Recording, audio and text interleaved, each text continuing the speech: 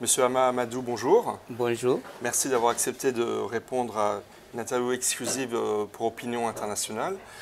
Vous avez été à 3 reprises Premier ministre du Niger, vous avez été président de l'Assemblée nationale, vous êtes à la tête d'une des principales forces d'opposition, même je crois de la principale au Niger.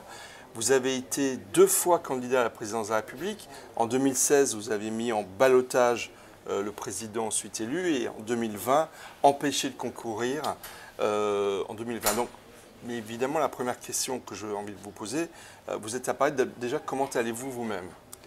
Pour le moment, je vais bien et précisément à la suite des élections de 2020. Et pour une raison que j'ignore, on m'a accusé d'avoir suscité des émeutes suite aux résultats catastrophiques qui avaient été annoncés. On m'a arrêté et je me suis retrouvé en prison et le 1er mars 2021, et j'étais tombé malade à nouveau.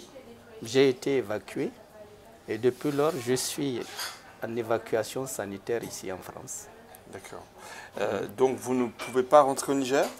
Si, maintenant que la situation a évolué dans un sens beaucoup plus, où les perspectives sont meilleures pour toute l'opposition, pas seulement pour moi et pour les Nigériens, je pense que je vais retourner pour faire face éventuellement à toutes les éventualités.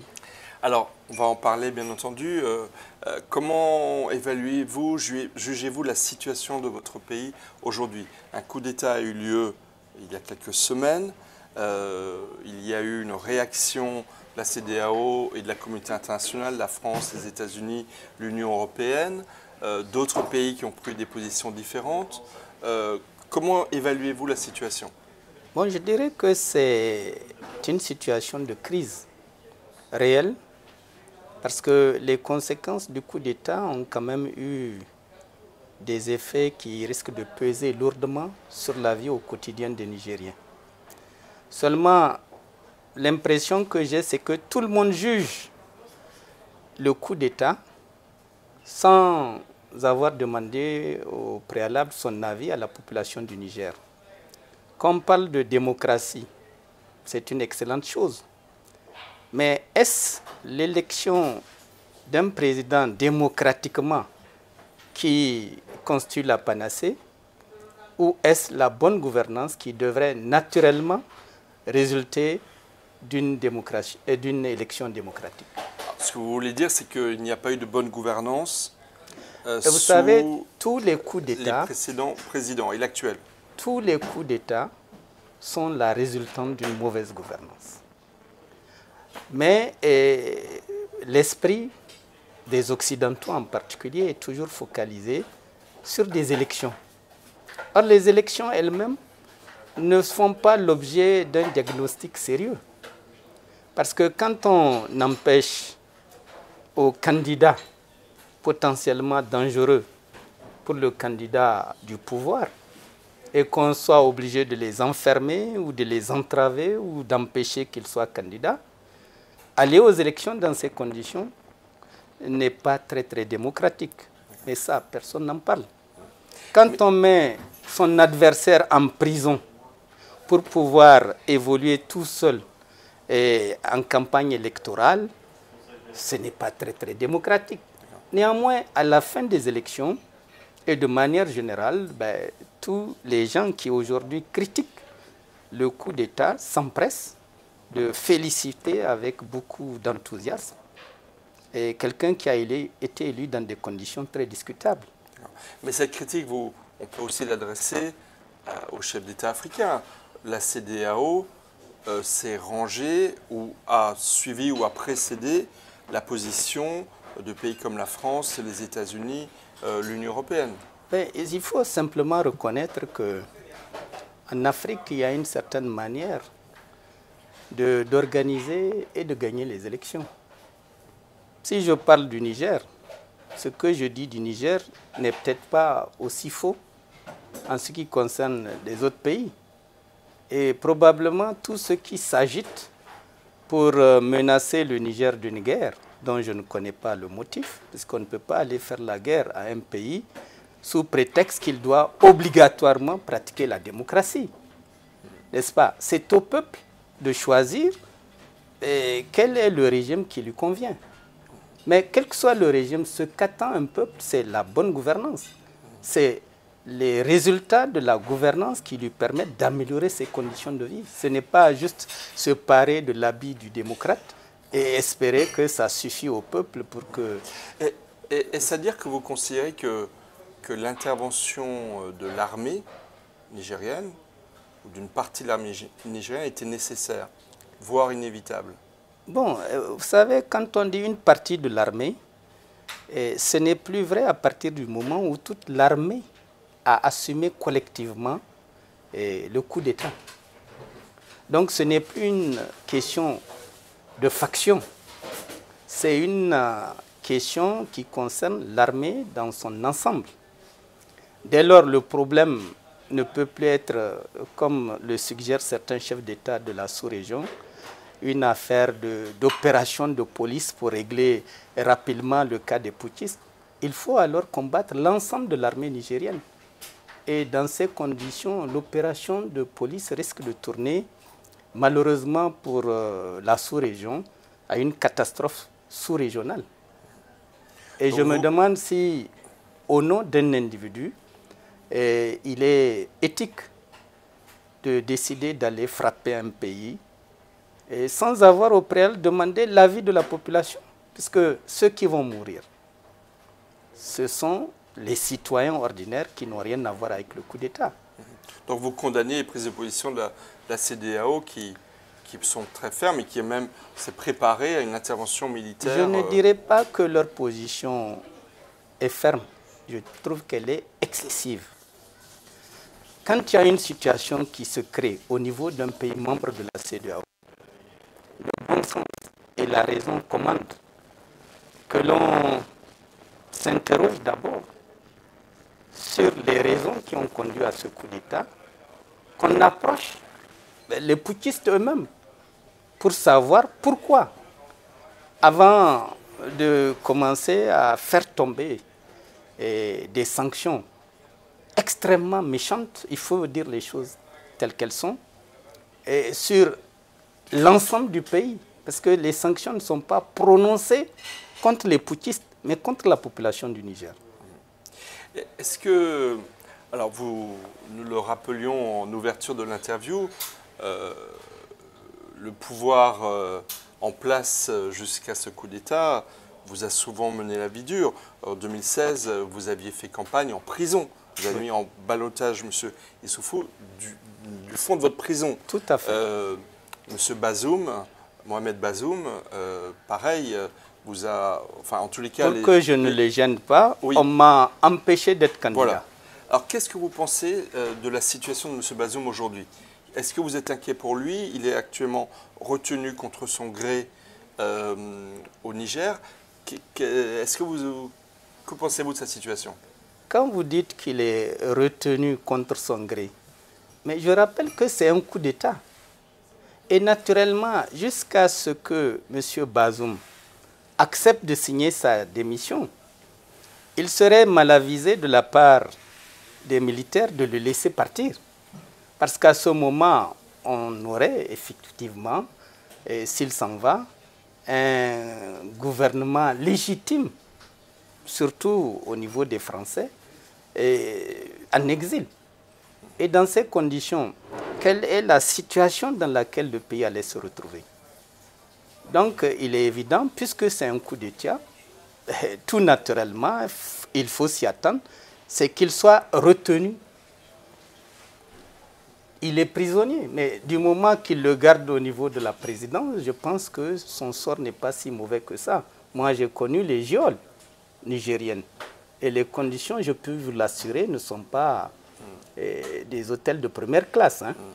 Au contraire. Donc, en ce qui concerne son sort, moi, je n'ai aucune inquiétude par rapport à ce qui va advenir de lui, dans la mesure où c'est un coup d'État dans lequel même une fourmi n'a pas été blessée. Il peut y avoir des coups d'État sans effusion de sang. notamment pour un chef d'État. Dans ce cas précis, c'est un coup d'État sans effusion de sang, n'est-ce pas? Et Bazoum lui-même n'a été ni maltraité, ni menacé de quelque manière que ce soit. Il a son téléphone, il communique avec tout le monde, ce qui montre bien que c'est un coup d'État assez particulier. Parce que la première des choses dans un vrai coup d'État, c'est le prendre et aller l'enfermer dans un endroit où le cas de M. Tanja est assez illustratif du comportement habituel des putschistes quand ils attrapent un chef d'État. Tel n'est pas le cas avec Bazoum. Donc moi, je ne crée rien pour Bazoum. Par contre, ce qui serait dangereux pour Bazoum, c'est qu'il y ait une intervention militaire. Parce qu'à ce moment-là, tout ce qui va arriver n'ira certainement pas dans le sens du bien-être de Bazoum. Vous en convenez? Monsieur Amadou, la question c'est comment sortir de cette crise? Comment sortir de cette crise? Alors il y a un élément nouveau qui est survenu pas plus tard qu'hier, c'est que le ministre des Affaires étrangères algérien, porte-parole, j'ai envie de dire, du président Tebboune, a fait une proposition, un plan en 6 points de sortie de crise, en proposant grosso modo une période transitoire de 6 mois, qui devrait déboucher sur une solution civile qui pourrait être arbitrée ou organisée par une personnalité civile. Qu'est-ce que vous avez pensé de cette initiative? Moi, je pense que c'est la meilleure démarche qui a été entreprise depuis le début de la crise. Et c'est une démarche que la CEDEAO elle-même aurait dû avoir et non pas utiliser tout de suite les canons de la menace et tout ce qui y ressemble.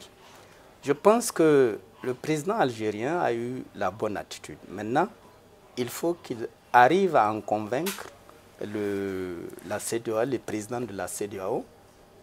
Et je suis convaincu que du côté des militaires nigériens, c'est une approche qui est beaucoup plus conforme à ce qu'ils espéraient. Et maintenant, tout le reste est une question de négociation. Et je pense que l'Algérie pourrait jouer ce médiateur-là, puisque quand on voit au niveau de la CEDEAO, en réalité, ils ont coupé les voies de la médiation, puisqu'ils ont une attitude très fermée. Mais l'Algérie peut jouer le médiateur entre les militaires, la CEDEAO. Alors, il y a un point qui m'a... Et la France. Oui, il y a un point qui a attiré plus particulièrement mon attention dans ce plan proposé par l'Algérie. Elle propose un processus de transition accompagné d'assises politiques inclusives qui seraient menées donc dans les 6 mois par une autorité, et là je cite, par une autorité civile exercée par une figure consensuelle et acceptée par toutes les couches de la classe politique du Niger. Et en lien, fermez les guillemets, et en lien avec les pays voisins et les partenaires internationaux. Pourriez-vous être cette personnalité consensuelle? Non, je ne pense pas, puisque je suis d'abord chef de l'opposition nigérienne, donc je suis très typé. Et de l'autre côté, je ne pense pas que dans le contexte actuel, mon rôle soit de jouer un rôle de président de transition, n'est-ce pas? Je pense qu'on pourrait trouver cette personnalité au Niger, qu'elle soit politique ou pas politique, mais je pense que si, conformément aux souhaits des Algériens, il s'agit de réunir tout le monde pour demander leur avis, et il va de soi que cette personnalité peut être trouvée par l'ensemble des acteurs qui vont évidemment juger de l'intégrité de la personne et de sa neutralité politique. Parce que c'est extrêmement important que la personne soit politiquement neutre. Donc, mais il faut encore que les militaires qui ont fait le coup d'État conviennent que cette personnalité également leur convient.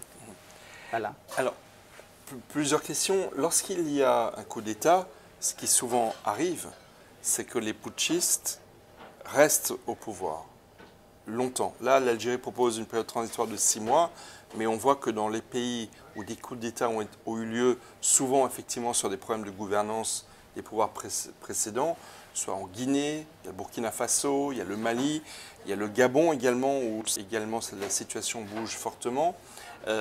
Est-ce que votre crainte principale, ce n'est pas que les militaires veuillent rester au pouvoir pour longtemps et donc qu'un chef de l'opposition comme vous se trouve finalement empêché de prétendre à la magistrature suprême par un vote démocratique parce que les militaires voudraient garder le pouvoir? Vous savez, en ce qui concerne précisément ma personne, je n'ai pas cette préoccupation. Ma principale préoccupation est que mon pays ne soit pas l'objet d'une guerre pour des raisons politiques. Deuxièmement, la durée que les militaires vont tenter d'avoir sur le pays n'aura de l'importance que par rapport à ce qu'ils entendent faire durant cette période. Parce qu'au Niger, il y a quand même beaucoup de questions à régler.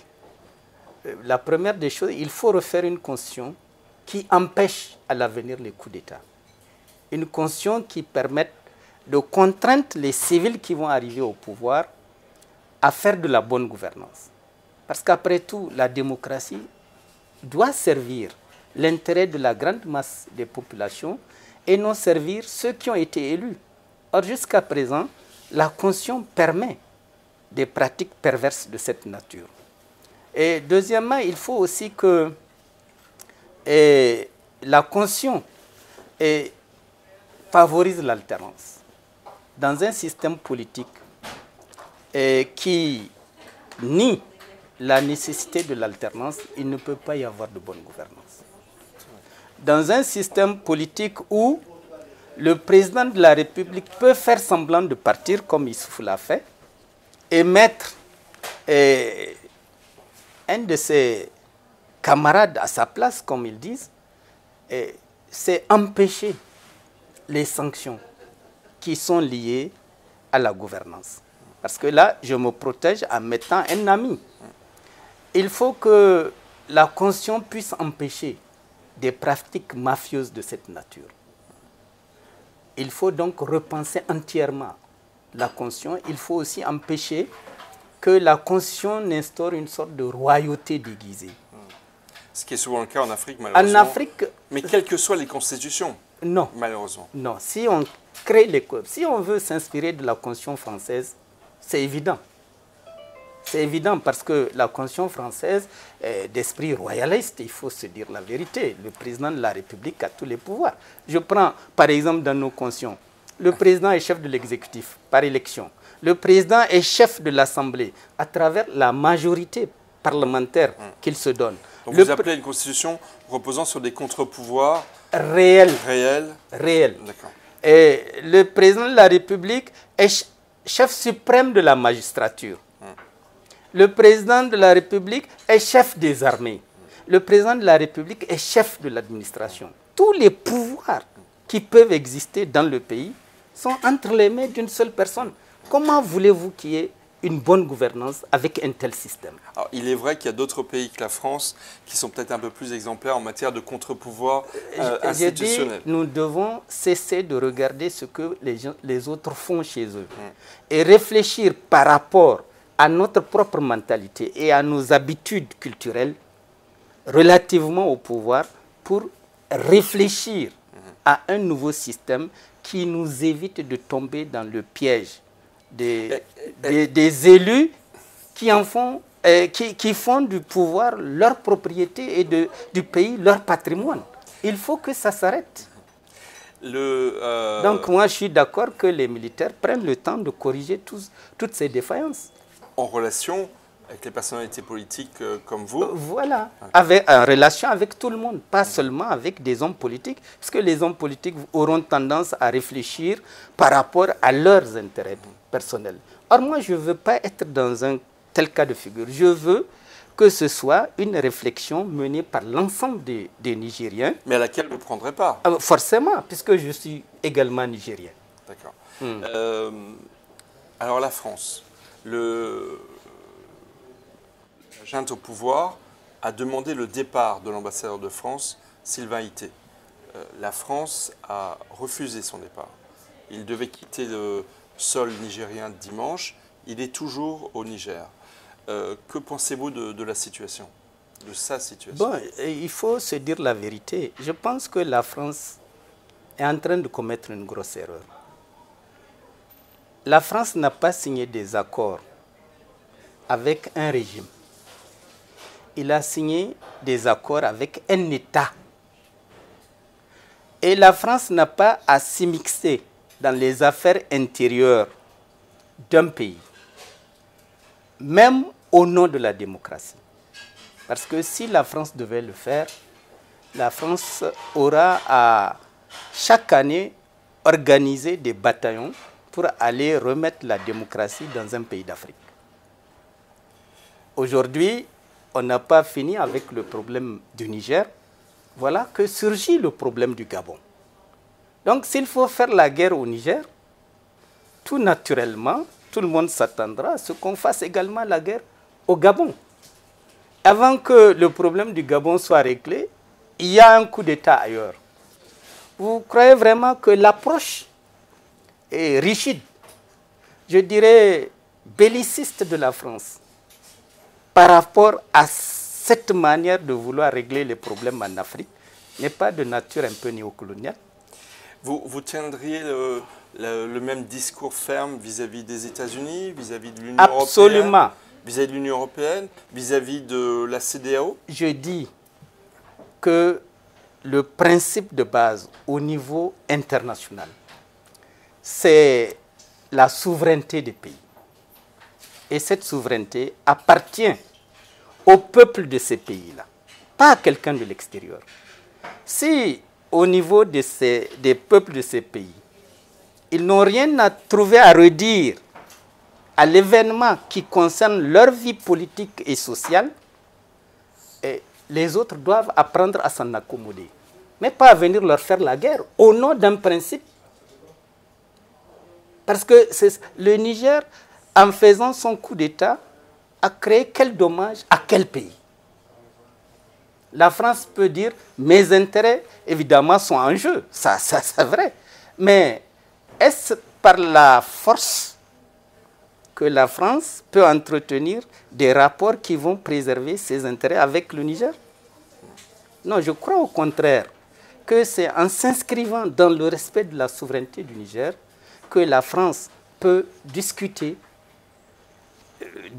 avec les nouveaux gouvernants, ils peuvent même attendre simplement que les dirigeants civils démocratiquement élus, comme ils disent, soient en place pour rediscuter avec eux des modalités de la présence de la France dans le territoire.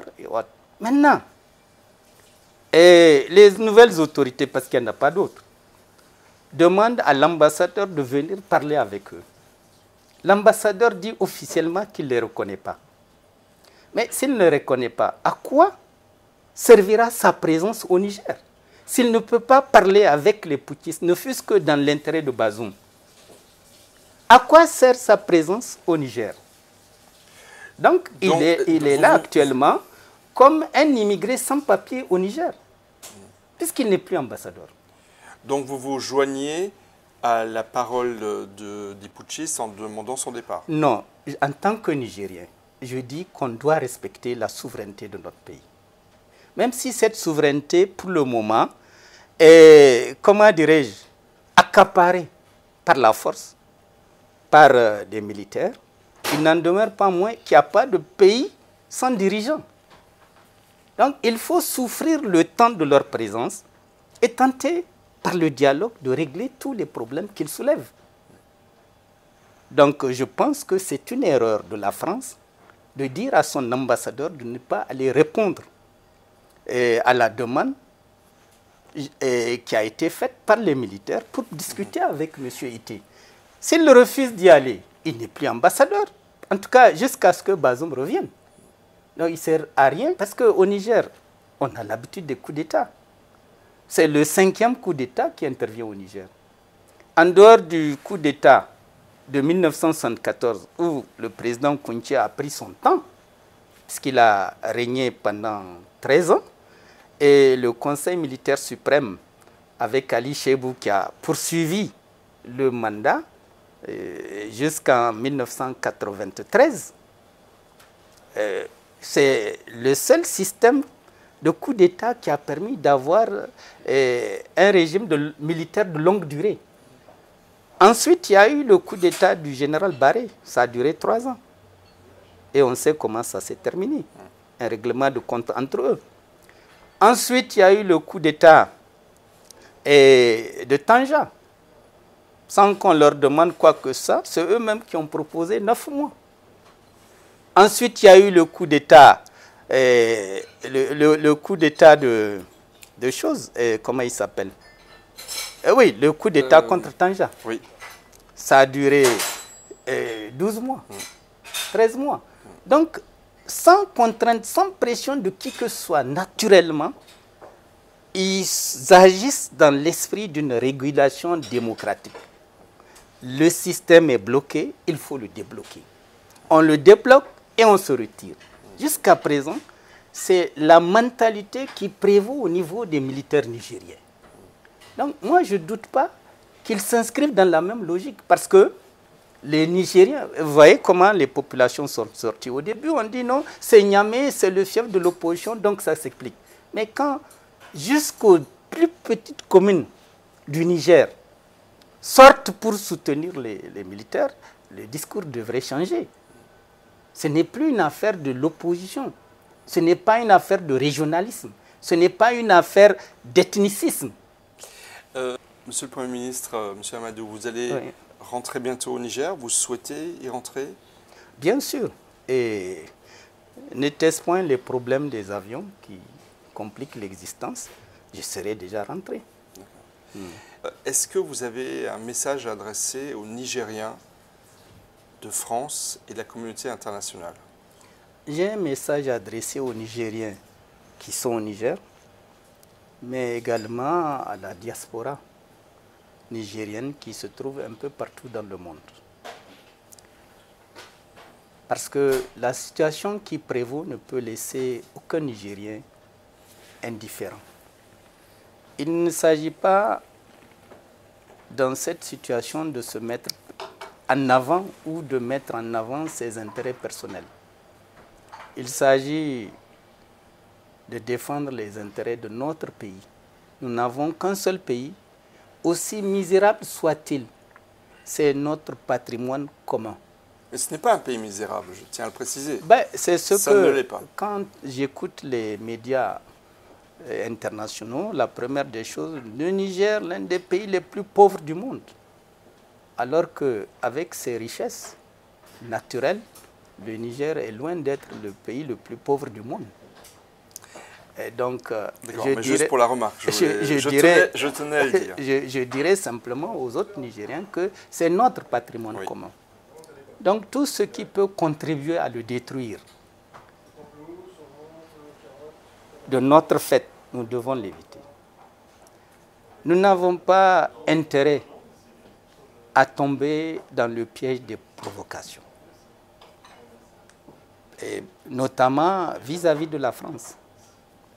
Les Français qui sont au Niger savent que les Nigériens sont des gens pacifiques qui ont toujours vécu en parfaite harmonie avec les étrangers de toute nationalité. Jamais vous ne verrez un étranger dire qu'au Niger, il a vécu les tourments de la xénophobie. Jamais. Donc nous devons continuer à conserver cette culture, parce que cette culture est fondamentalement nigérienne. De l'autre côté, nous ne devons pas tomber dans les pièges de la provocation en nous attaquant à des ambassades ou à des militaires. Parce qu'alors, nous donnerons nous-mêmes l'occasion à ceux qui veulent la guerre de justifier, de légitimer une intervention militaire. Donc ce que je demande à tous nos compatriotes nigériens, où qu'ils soient dans le monde, de transmettre à ceux qui n'ont pas entendu ce message. De paix, d'alternance démocratique, de partenariat avec la France et le reste du monde. Oui. Monsieur le Premier ministre, Monsieur Amadou, je vous remercie d'avoir accepté de répondre à Opinion Internationale. Je vous remercie également de m'avoir donné la possibilité de parler aussi franchement. Et je suis Parce sûr qu'il faut qu'on apprenne à se parler franchement. Franchement, ça fait partie de l'amitié. Ouais. Et je suis sûr que votre franchise aidera à faire passer vos messages et ira jusqu'en Afrique, évidemment. Merci, je l'espère, même si je n'en suis pas très sûr. Ah, soyons optimistes. Voyons, soyons toujours optimistes. C'est l'optimisme de l'action. Merci beaucoup. Merci.